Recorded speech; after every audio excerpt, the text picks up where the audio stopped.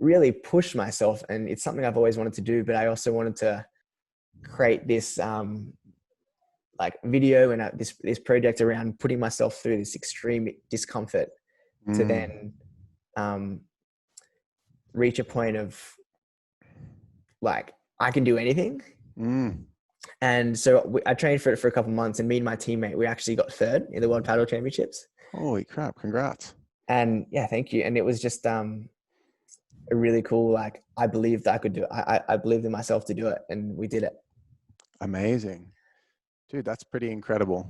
And I think a lot of people have this perception of surfers. Like if someone was to watch your videos and they just saw the highlight reel, I don't feel like they would have any idea of the amount of effort that goes into producing the joy that you see on the surface. There's this saying that's like, everything that you see that's really simple is very complex to get to that point and arduous, and things that you see that kind of look kind of messy and arduous are actually really simple to create.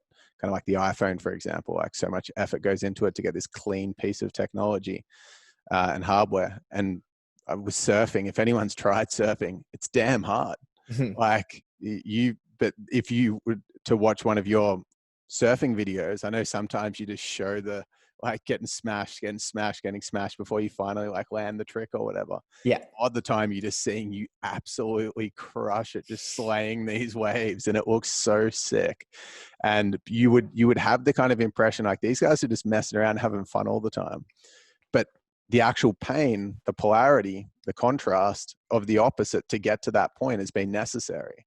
And I think that's why you deserve a lot of respect, and there's a lot of strength behind your story. And that's what I'm excited to dig into on our chat today, like really get into the nuts and bolts of like what you actually push yourself to do in your business and your lifestyle to make this whole thing happen. Because you've built a life where you get up, you do things for your mental health, you do things that bring you joy, and you're working on passion projects all the time.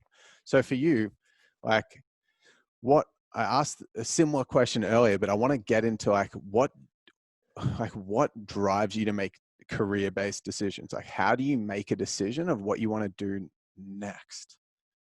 Like, for a lot of people, it's like, oh, what makes sense? Like, here's my skills. What should I do next? What's practical? Like, what do you make decisions based on when you're choosing another project or choosing to do something? Like, what are the drivers? I'm extremely stubborn, so I like to do things in a way that only I understand sometimes, and then my mission is to communicate that. So I like to trust my intuition and go off feeling. So I feel like I have a lot of potential in all these different areas. So if I'm not putting my attention in and effort and ethic into these areas, I'm not doing myself a favor, and therefore I am setting myself up for a future filled with regret, because I wasn't doubling down on the opportunities that I have to create this better life for myself, but also my environment. So what's an example of like when you've trusted your intuition recently in terms of a business project or like a career-based project? I'd probably say about a year and a half to 2 years ago, I was, making quite a bit of money off like brand deals just on social media, working with brands left and right, getting all these like quick, big payments of stuff, which is easy and awesome. But one, there's not really longevity in it, but I also wanted to really double down on taking a couple of steps back to figure myself out and dedicate my time into learning and following my passions. So I kind of took a step back from that influencer lifestyle to then build my own brand, One the Day Living, and also put a lot of time into music because I love music. And the root of my editing and my video production always comes down to music, because that's what creates feeling as well. You got the visual and then you got the sound, two aspects that create powerful stories. And so I realized that I have an opportunity to really tell stories through music as well as video. So I focused on DJing and producing music and stuff. And so now that's become, not there yet, but it's got momentum. And I've seen you DJing at massive clubs and doing these big events and stuff. Like, surely that's nerve-wracking.